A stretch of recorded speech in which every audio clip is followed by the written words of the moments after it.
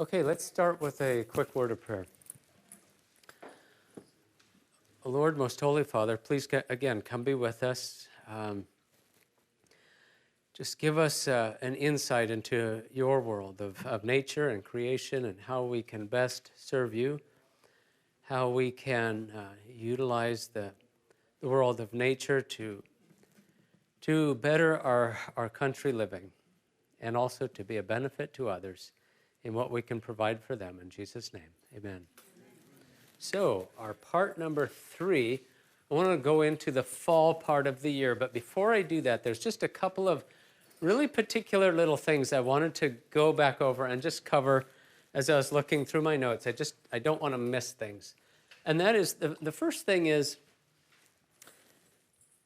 you got to really understand your purpose in why you're checking the bees. So when you go out there to check them, and you got your smoker and your whatever and your tool, why are you doing that? When you're a new beekeeper, you're checking them, and you're checking them fairly regularly because you're learning to see what they look like.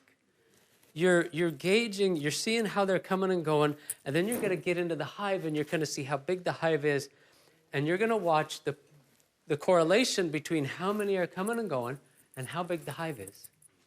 And you're also getting in there, and you're going through every frame because you're starting to get this kind of mental imagery and picture as to how everything is laid out. You're getting good at spotting eggs. You're getting good at spotting the queen. That can be really hard sometimes. Spotting one bee in 25,000 other bees. You don't have to see her, but it is nice to be able to pick her out of the crowd. So it's kind of a Where's Waldo thing. So learning how to find the queen, watching the behavior. When I was talking about behavior, was that the last class? Okay, watch their wings. Watch them looking at you. When you're going through the hive and there's too many just sitting there looking at you, that's time to give them a little puff of smoke. Poof. And then they'll turn and kind of run down and leave you alone for a while. You really don't need much smoke. I see some videos on YouTube where people are like creating just a cloud of smoke, and you just don't need to do that. It's just a couple of puffs across the top, and you'll see them scurry back down into the hive, and then just you can go through your thing. Eventually, they'll start coming back up, and as long as they're not showing those real signs of aggression, they're okay, but just kind of keep the smoker handy. A couple little puffs. Just don't overdo it. If you do intentionally just overdo it, just to watch and see what happens, they start getting like panicky, and they all start running everywhere. And they're just, every frame, they're all just running. It's hard to see the queen because she's running. What's nice is just a little puff and go through things. And what's really nice is when you can relax and be going through it slowly and methodically and actually find the queen still laying eggs. That's neat to actually watch her lay an egg.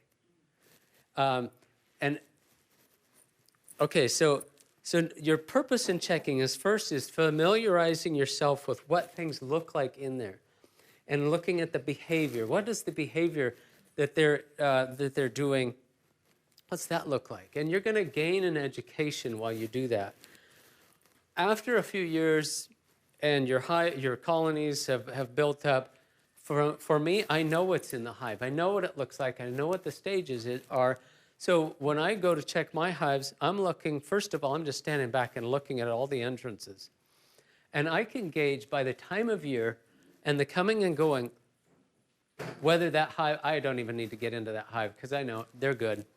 They're fine. The only thing I'm really going to get in there and maybe check is I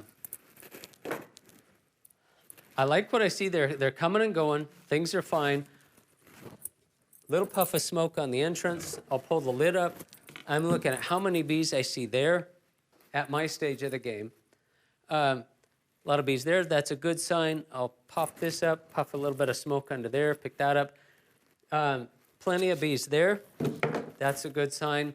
The one thing I'm looking for on my level of things with the amount of hives that I have, what I'm going to do is I'm going to crack these two boxes so that they're not stuck to each other.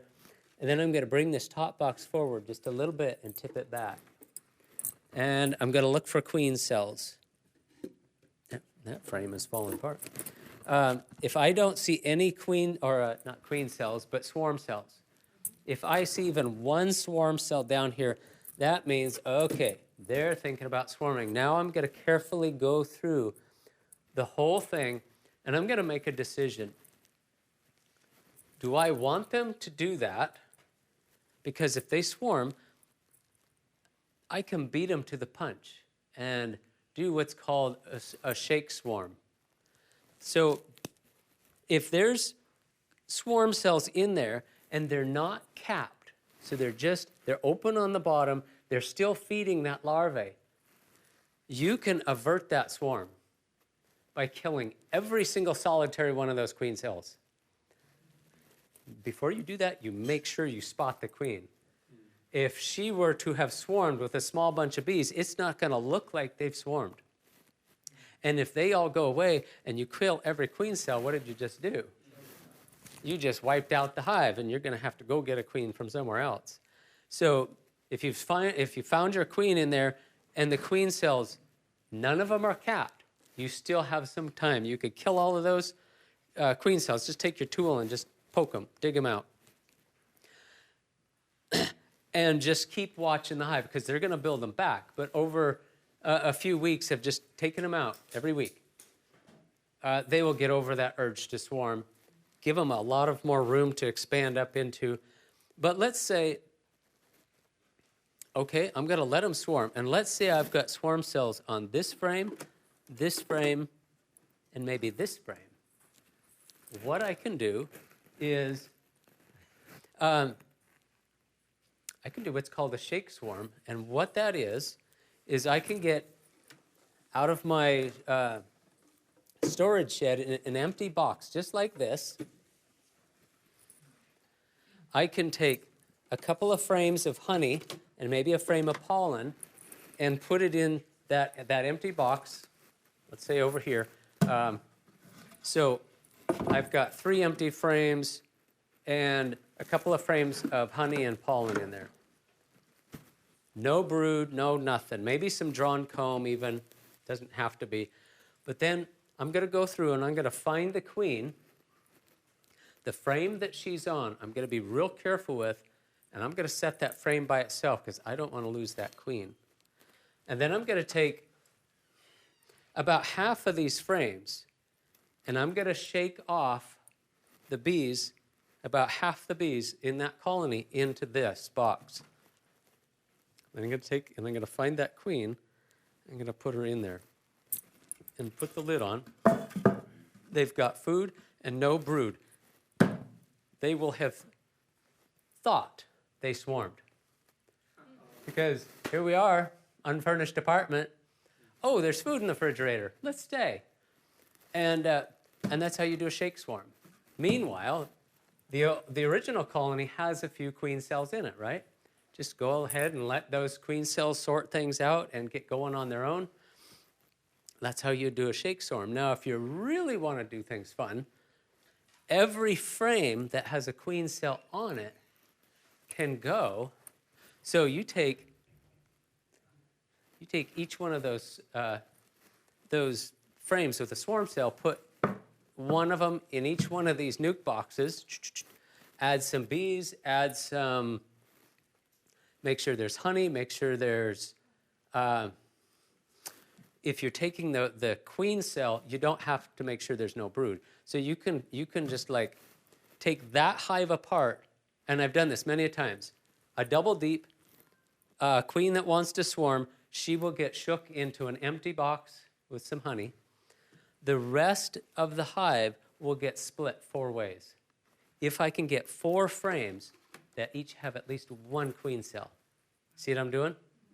So now, So now what I have is 5 hives, right? And just be nice, take care of them, feed them if they need a little bit more feed, and hopefully it's early in the year. There's a saying, hold on. There's a saying in beekeeping, a swarm in May is worth a load of hay, a swarm in June is worth a silver spoon, and a swarm in July isn't worth a fly. Now, what do we mean by that? The earlier the bees swarm, the more of the season they have to recover and develop and gather enough nectar for the winter. Because you want to try to at least get them into one, or as a swarm, either into 1 or 2 deeps and full of honey by fall and winter. There's a lot of times I will overwinter in just 1 deep, and as long as that's solid and that weighs like about 90 pounds, they're plenty good to go. For the rest of the winter? For the rest of the winter, yeah. Okay, so one other thing I wanted to check, and that is, yeah, that's what I was wanting to check. Okay, so yes. Just a question, when you start the new hive, if the bee comes out of there and goes back, aren't they going to think that's their home?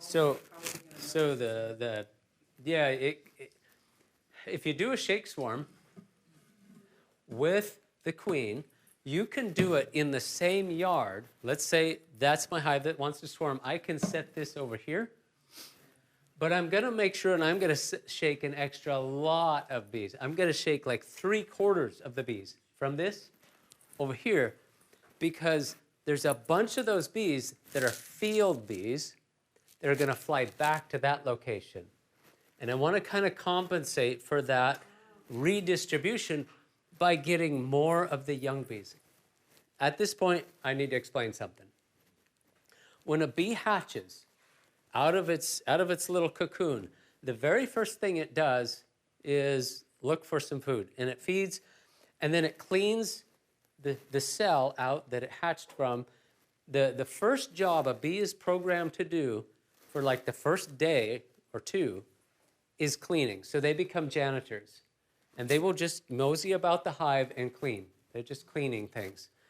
After a couple of days, they switch, and they start being nurse bees. And they'll start taking care of the larvae brood. Some of them will switch and become, some of them will switch and become wax producers. So they'll start producing wax, and the wax exudes out between their segments in their abdomen, like little platelets. Another job that they can do is become receiver bees. So the bees that go out and gather the nectar and the pollen, they come to the hive and they don't put it away. They merely hand it off to a house bee that's going to go put that stuff away. So it's like me coming home with groceries. I just bring it in, set it on the table, and I take off again and let my wife put it all away. Because that's their job, is go out and get as much as I can, as many trips in a day as we possibly can. And it would just use up all their time to go hunt around looking for places to put all that pollen and nectar. So they bring it home and give it to the home bees, and the home bees put it away. So we've got janitor, we've got nurse bees, we've got the housekeeper bees that put stuff away. And then we've got bees that after a few more days, they will become part of the queen's retinue, that just follow her around and take care of her. And one of the last jobs that they do is they will go to guarding the hive.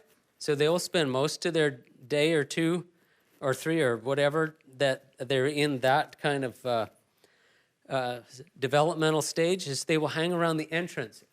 And you watch, you'll start being able to spot the guard bees, because they're the ones, they're trying to check everybody that's coming in. And it's like, you smell okay, in. You smell, no, you're, and they do this. Other bees will just kind of wander around. And it's like, if they see an open door and it smells good in there, they will try to get in there. Oftentimes this is a problem in the fall when nothing is blooming. and it's just like this tension in the air because the bees, they start lurking around the kitchen window because they smell Jeannie's cooking something that smells sweet, and they just become like hungry wolves. And what they'll do is they will just start flying around, and they'll find a weak hive, and they'll get into a weak hive, and they'll steal some honey, and they'll go back and do the dance and tell everybody back home, hey, over there. And then you'll get a lot of bees just going, and they will, in a few hours, they will steal all the honey out of that weak hive and take it back. And if you don't catch it, that hive's going to like starve to death in just a couple of days.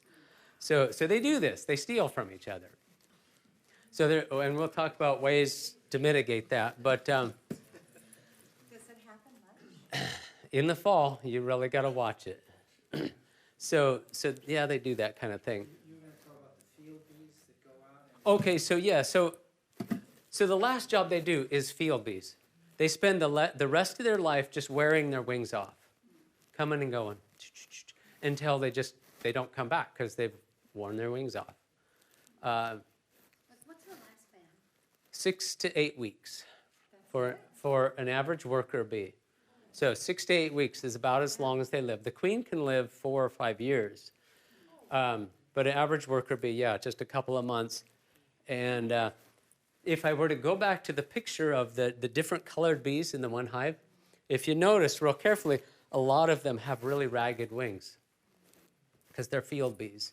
Well, the field bees will always come back to that location. So when I'm doing that shake swarm, I'm going to get an extra amount of bees and shake them off because a bunch of them are going to go back home. So, Field bees so, ran into that place? so the young bees that really haven't been outside much, they're going to stay here because when they do start wandering out, this is where they're going to orient to. That's home for them because they're young and they haven't really been out of the hive much. Can I ask a basic question? You talk about drones and worker bees. What's the difference? So drone bees are male bees. Their purpose in life is to eat and to mate once, and then they die. Oh my. You're telling me. So that's their job. That's all they do. And then in the fall, they get kicked out of the hive and they die anyway, because they're expendable. The queen can make more drones later, the next spring. So they do not take drones through the winter. They kick them out of the hive and just let them die. The worker bees, like I said earlier, are females. Genetically, they're females. But they're in the presence of the queen's pheromone, their reproductive organs do not develop. Now, if we had like 3 days of class, I could go into a whole bunch more biology and kind of blow your mind on this because it's really fascinating how it all works. That actually a drone has no father. Drone is only got one set of chromosomes. A worker bee is a fertilized egg, and it turns into a female. But anyway, I can't tell you about that. That's secret. You'll have to come back and learn some other time. So what do I want to talk about this class period, and we get out at, what, 10 till? Is... Yeah, I've got 2 sessions, but I get a little bit of break. So fall, I want to talk a little bit about harvest and extraction. There's several ways to harvest your honey. And if you grab one of the catalogs and just kind of go through it, there's a little section in there about getting the bees out of your honey super. There's a board that looks somewhat like an outer cover, and it's got a felt pad on it. And there's a liquid that you can dribble all over that. The bees absolutely hate that smell. And then put it on there. It's called a Fume Board, and it just drives the bees down. They just scream and run down.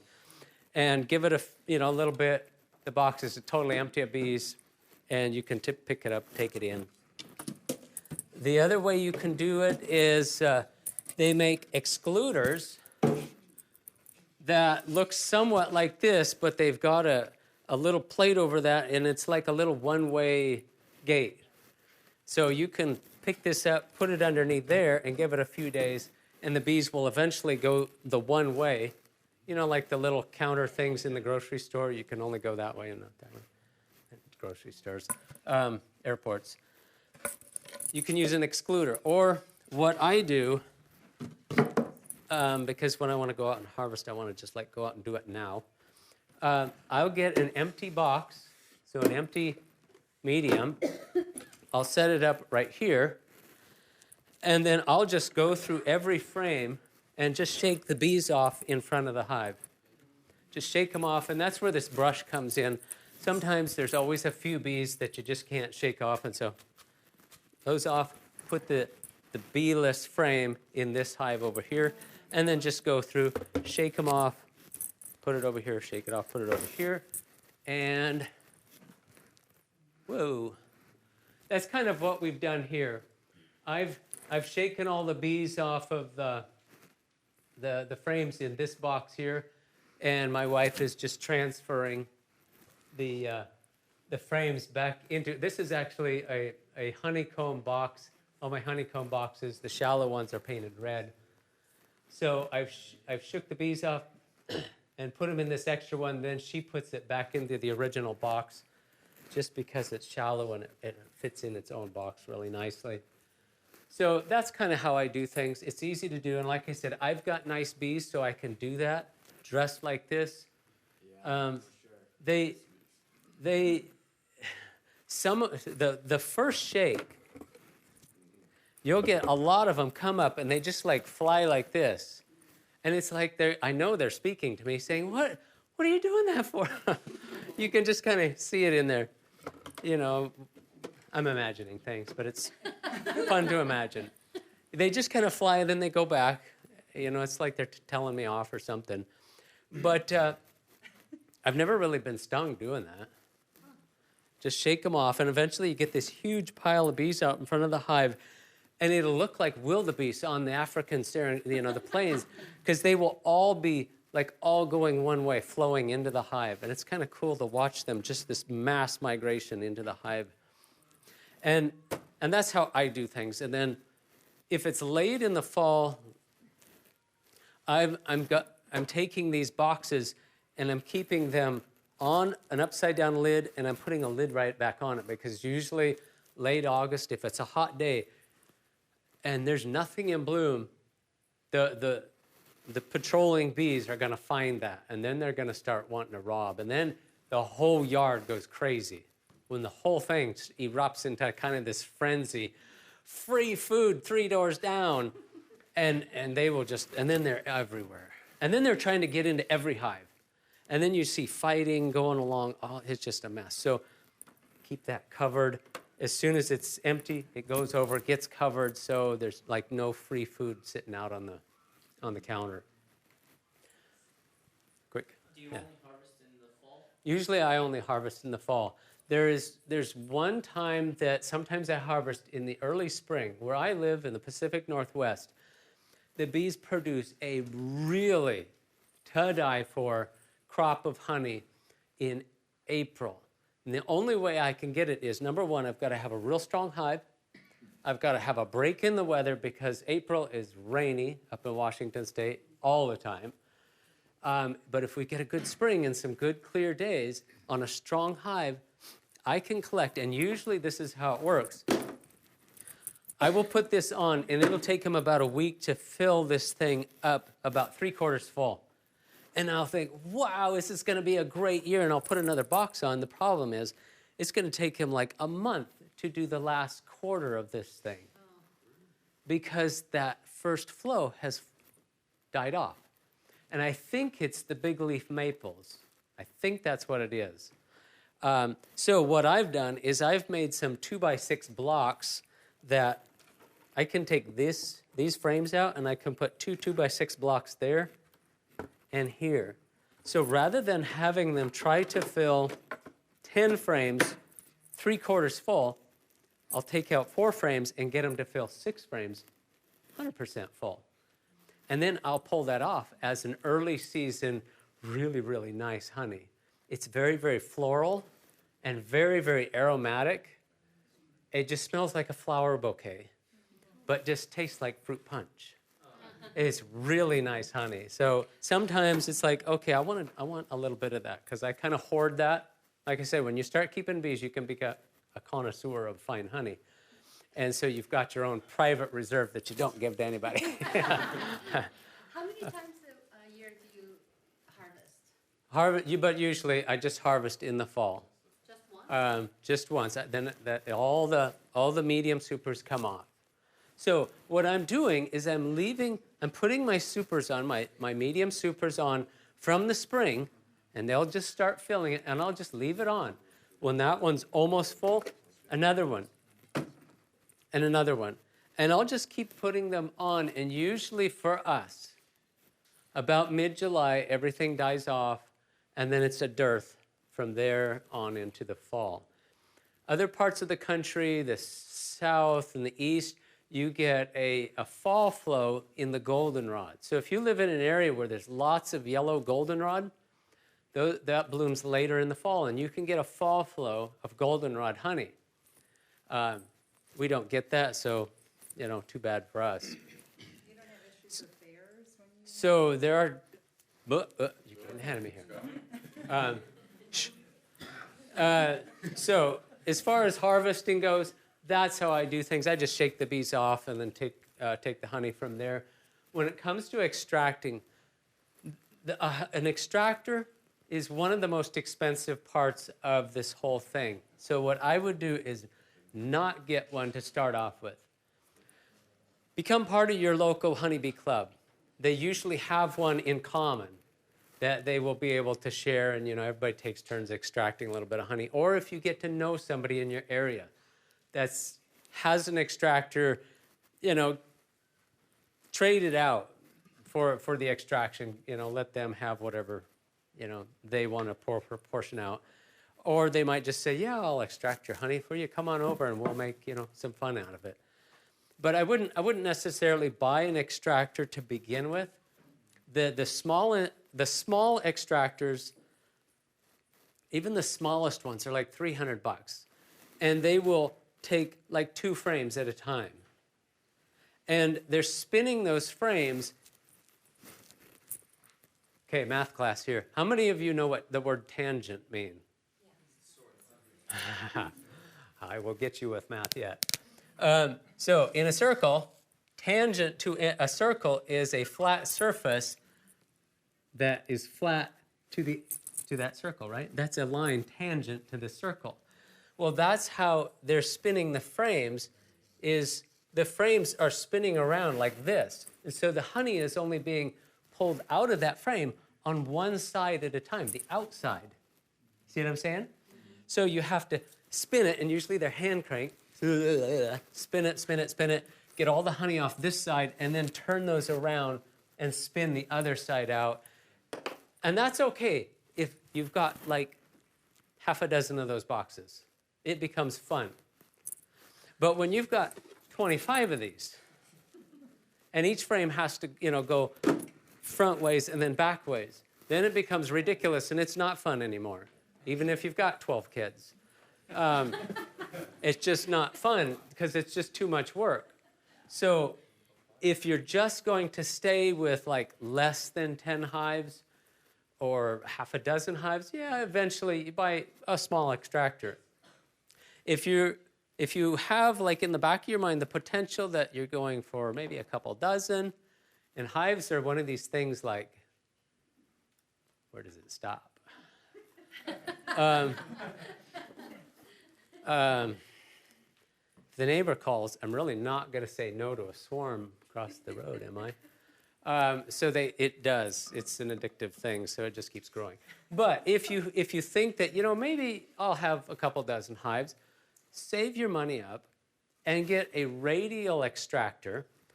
The frames in a radial extractor sit this way, and it extracts both sides off at the same time. I've got 2 12-frame radial extractors. So, I have the potential of extracting 24 frames or 2.5 of these boxes at once. And if the bee shed is about 80 degrees, it will spin out in about 10, 15 minutes. So that's a lot nicer than, and it's motor. You just like, and then walk away and go do something else. Way nicer. So, but these are about, I don't know, look in the catalog. They're about $1,600 now. The spinner that I just bought on, well, never mind. Audio versus listening. What? How many hives do you have? I have about 45 or 50. So yeah. So that's harvest and extracting. And let's talk a little bit about mite management. Since the introduction of the Varroa Mite, we have had nothing but problems in the last 40 years. The Varroa Mite is what brings most of the other diseases with them. Like I said, it's a tick. If it was on you, it would be about this big around and like a pancake, like the pancakes we had for breakfast. About that, stuck on the side of you. Okay, it's not only taking your blood, but it's also, like mosquitoes, it is capable of being a vector and injecting viruses into you. So it brings a whole host of other problems. And this is kind of difficult to see, but every bee that I have the yellow circle on, there's a Varroa Mite. This bee, there's actually 2 of them. This colony, I helped somebody extract out of a rock wall on a house. It was a good colony to start with, but they took it home and it just completely collapsed. It might have even swarmed away trying to get rid of the mites, but all that was left was just a handful of bees, and that handful of bees, pretty much most of them looked like that, just covered in mites. If you're going through your hive and you actually see a bee with a mite on it, you've already got a bad problem. If they get to the point where you start even seeing one, there's a problem and you need to deal with it. So one of the ways to deal with that is using a shaker. There's a couple of ways of checking for mites. One of the ways is simply taking a quart jar. I know, given this crowd, you're all going to go for this one. A quart jar, and what you're going to do is you're going to shake off from one of these deep boxes near the center, because you want to get the young bees. Shake them into a cardboard box, quite a few of them. Immediately, the field bees are just going to fly out of the box, and the young bees are just going to crawl.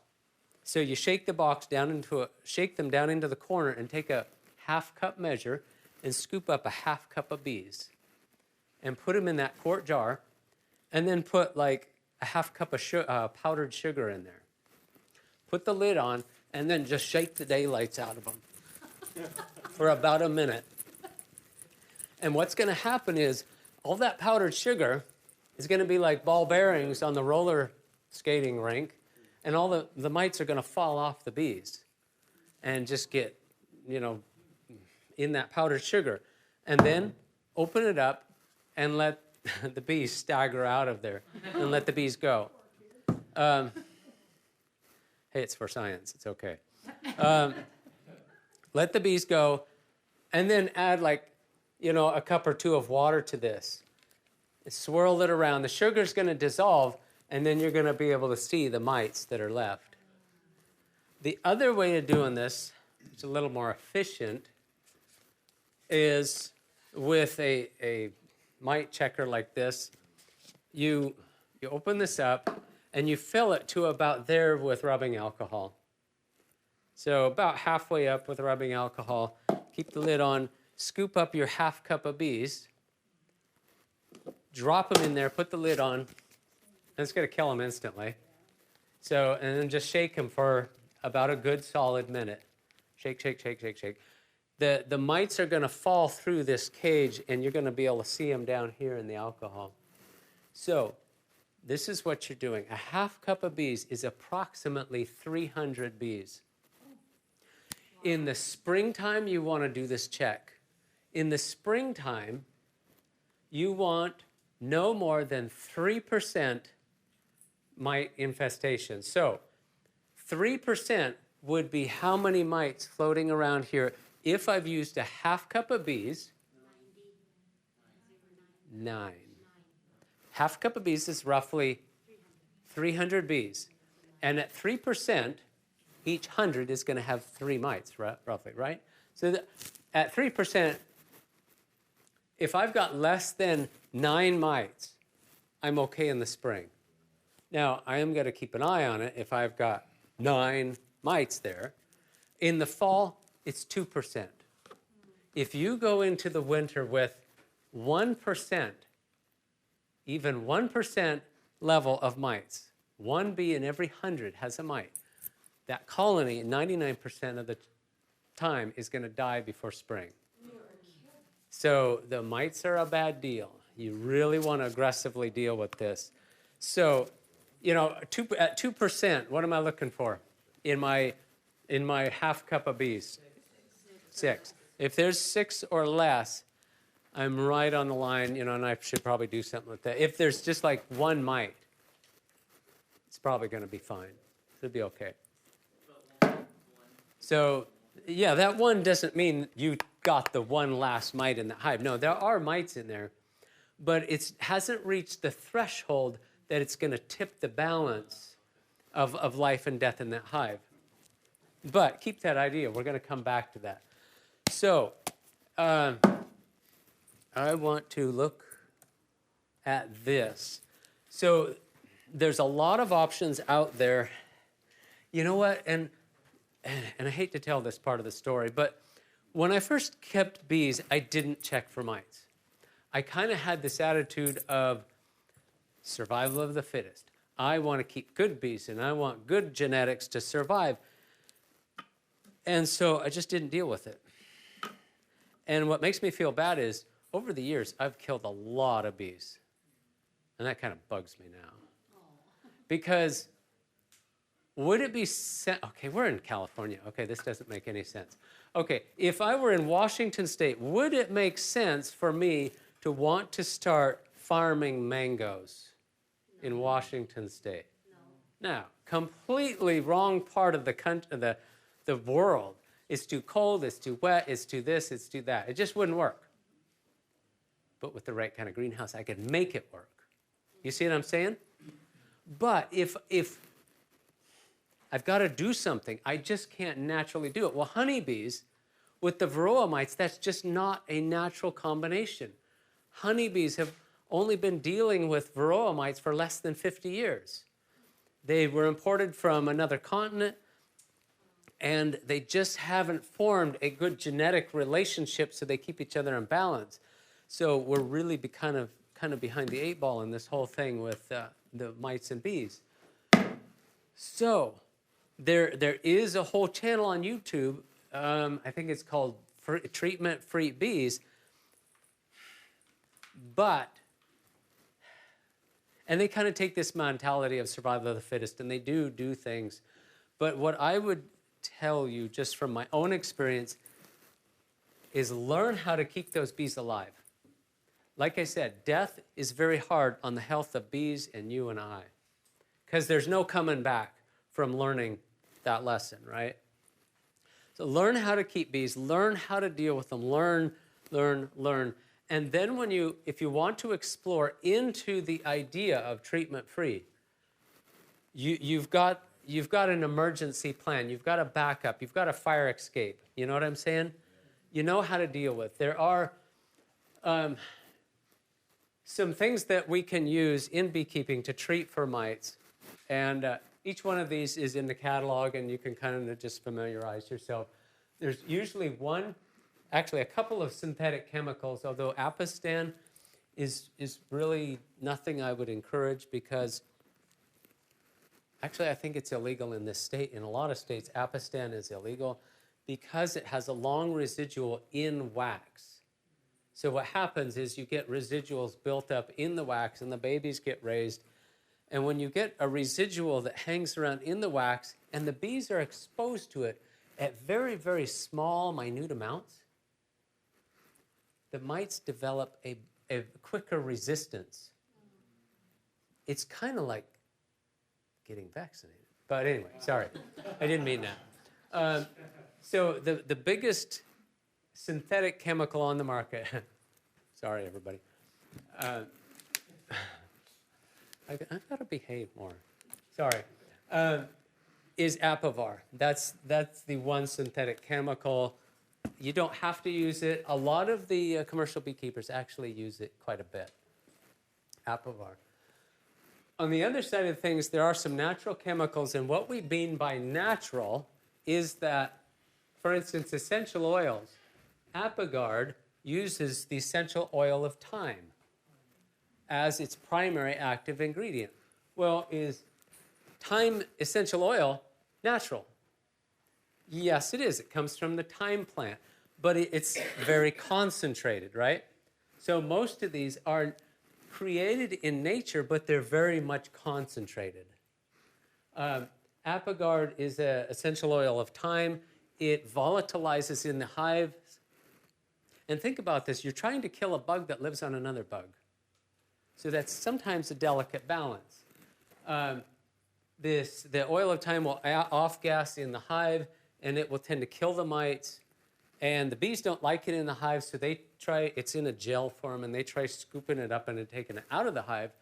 Meanwhile, they're spreading it all over the hive, and that's what kills the mites, is it gets on the mites, and that kills them. Apivar is also, I think it's using oil of thyme and a couple other essential oils together. Then you've got the organic acids. The Mite Away Quick Strips uses formic acid. Formic acid is one of the components of most stinging insects, is formic acid. So it's something that is in the beehive in certain places, but we're just concentrating it, and that off-gases and kills the mites too. Oxalic acid, there are minute amount of natural oxalic acid in the hive in some forms. And then HopGuard is a product made from the hop plant. It's an acidic, it's called hop beta acids, and it also works for wiping out mites. But so, read up on these, but those are what you're going to see in the literature and the catalogs as available for mite treatment. Yes? If you plant thyme around the hive, will it keep them happy? No, but it'll make them happy because thyme produces a lot of flowers, and it's a good nectar plant. You'll see the bees will be all over it. Which one do you use? I've used most of them. I haven't used all of them. I have, so like I've used the synthetic. I'm very, very careful. So like on my splits that I know I am not going to get any honey off of for at least a year. I tend to be a little bit more like if I need it and I need something now. And I know this hive is a fresh split and I'm not going to even put any honey supers on it for at least a year, next season.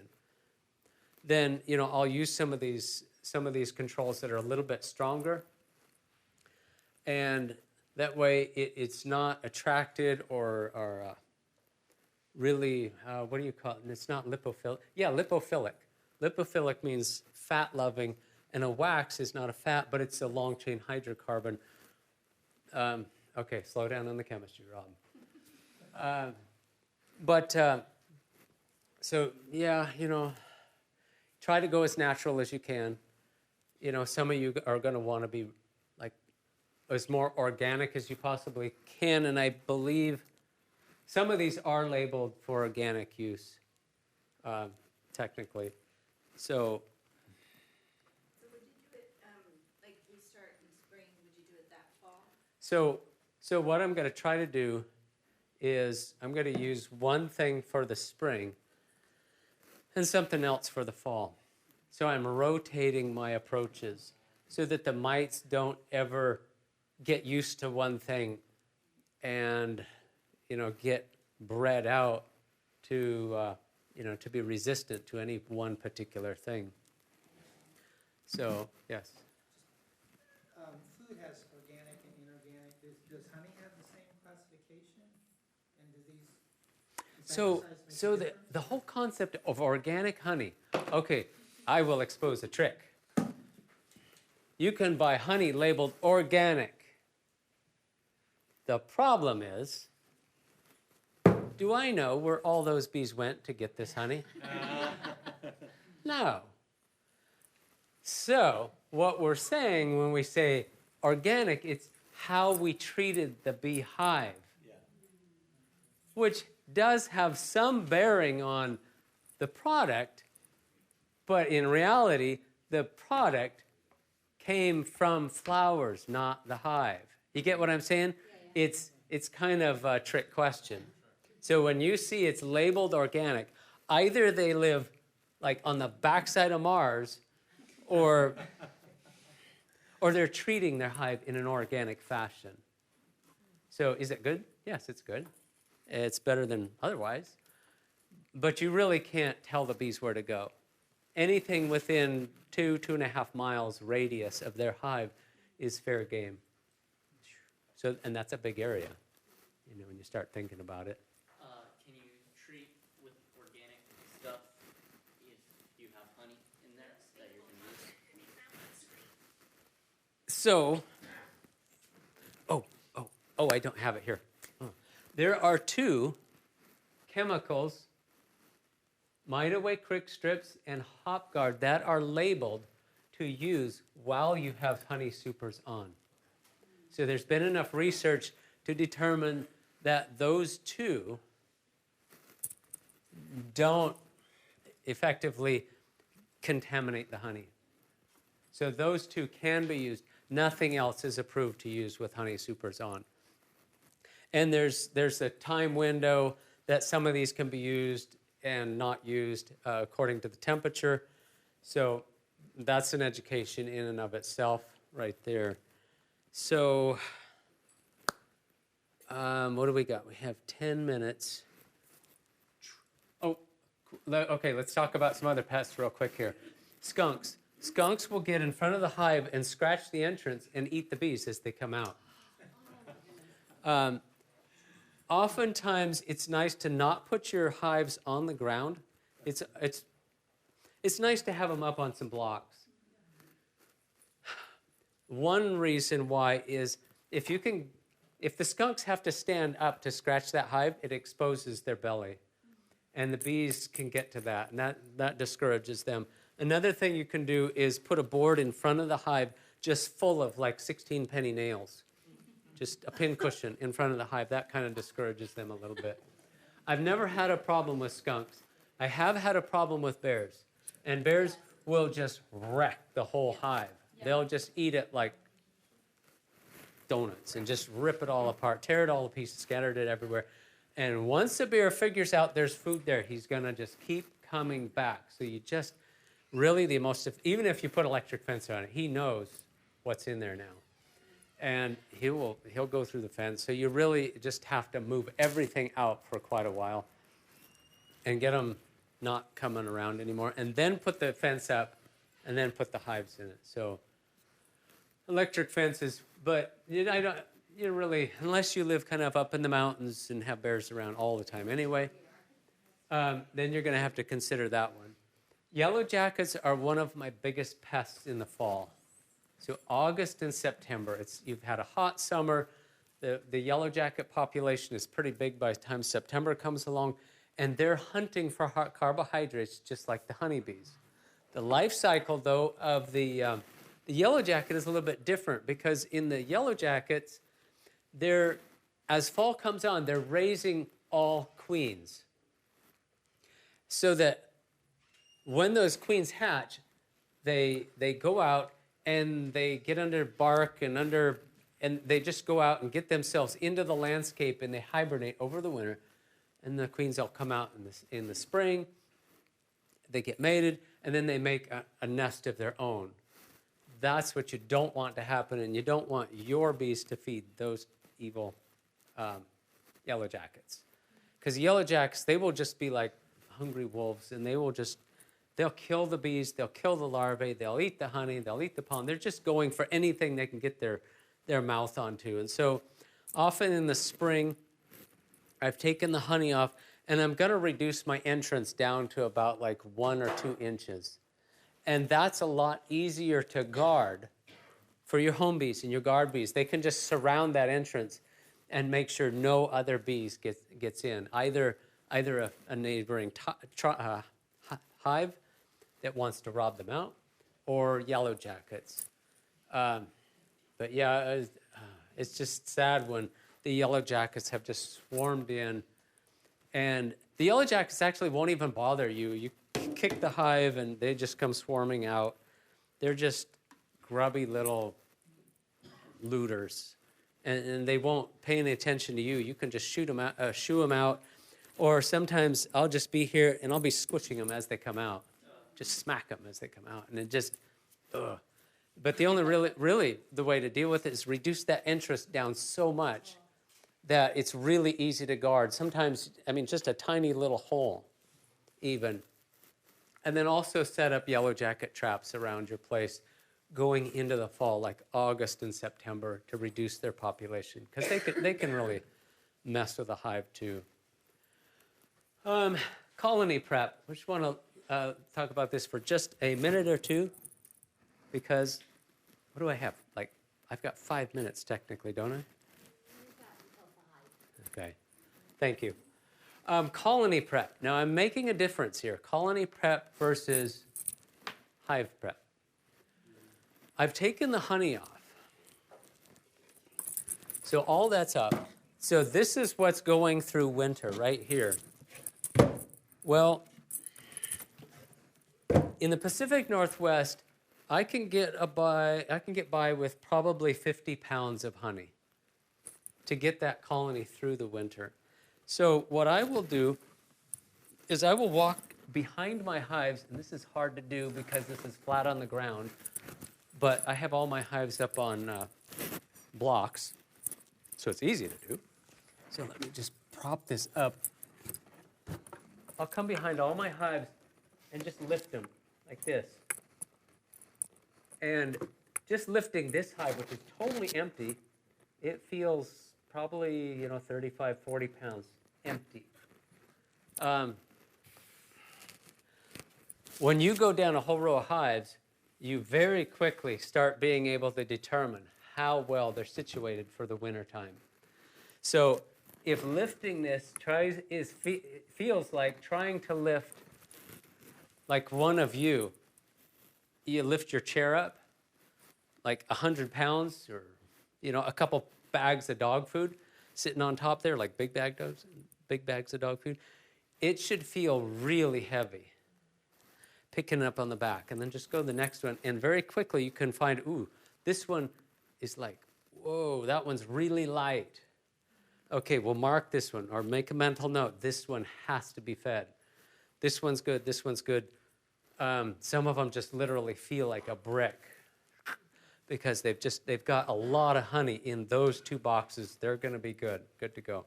But this light one, we've got to do something with that. On 2 accounts. We want the hive weight up, which means we want a lot of stores in that hive, but also the bees that are raised in August and September are going to be what we call winter bees. They're going to live the whole winter long. So because they're not out flying around wearing their wings off, they're going to stay in the hive, they're going to live longer, and they're the ones that are really going to project the hive into growth in the spring. And as the spring comes and the population really starts expanding, then those old winter bees will start dying off. But they're the ones that really carry the population through the winter, provide the warmth, and keep a nice environment in there for the queen. So I not only want weight from food, but I want a lot of bees in that box. And on a box on a hive that isn't totally stuffed full, what I can do, well, okay, there's two things I can do.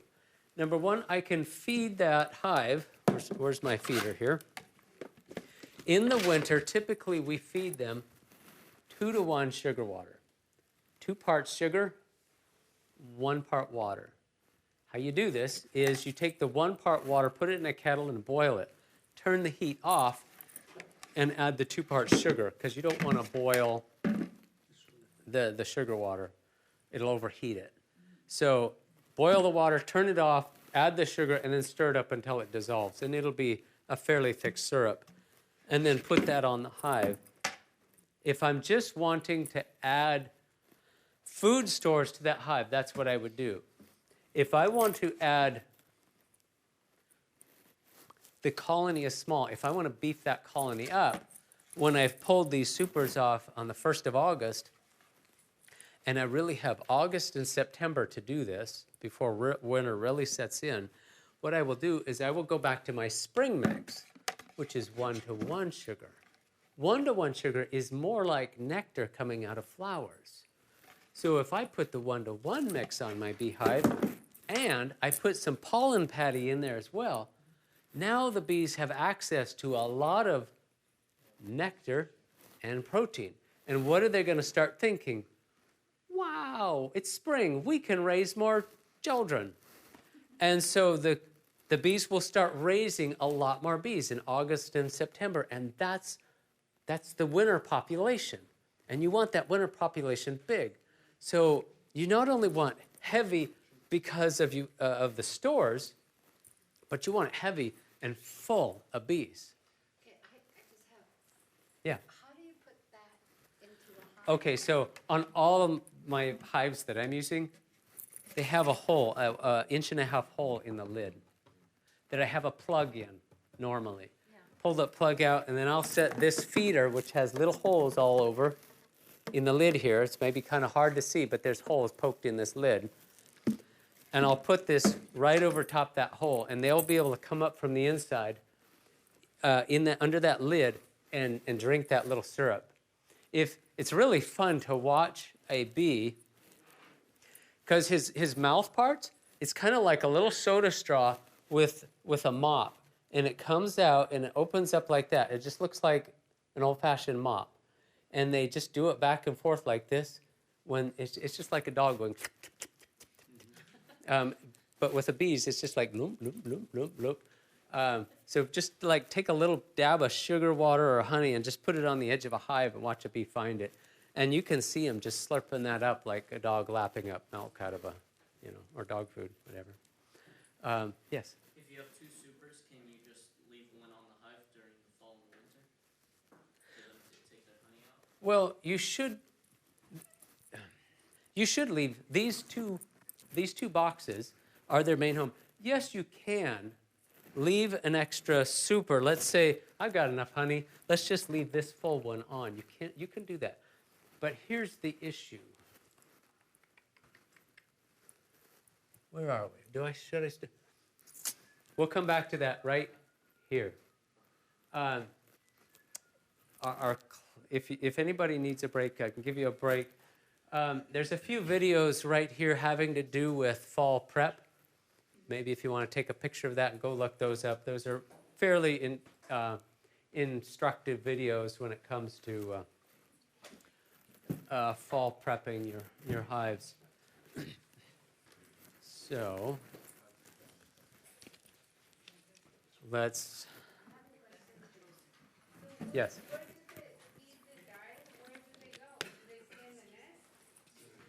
Most of the time they die out in the field. If they die in the hive, a caretaker bee or a janitor bee will take them away. Oftentimes you'll see a honeybee dragging another dead honeybee out of the hive, and they will actually fly away with it. Imagine being able to fly with twice your weight. And they'll fly away, and if you watch them carefully, they will drop it like 100 feet out, away from the hive. Why? Keep things clean. Oh. They're very, very clean in their hives. Well, in that regard, over the winter, Do I want to stop this? Okay. What happens to the waste that they produce? Good, very good question. So, do I want to stop it and restart it, or how do I want to do things? Are you doing question and answer? Yeah, just keep going. And announce part number 4 when it comes in 5 minutes. Have a break, I Yeah. guess. Actually, How do you guys want it? I'll restart it when you're ready to start the next. Okay. Yes, question. Okay, so I wanted to ask you, do all these make honey? Like the killer bees, all the bees? Okay, so who makes honey? Honeybees make honey. Killer bees are actually just honeybees. They're a different. Okay, there's different species of honeybees.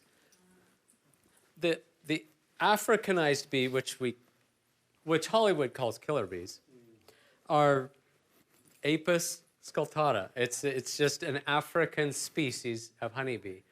They look like honeybees. They make honey like honeybees because they are honeybees. They're just genetically a very, very aggressive honeybee.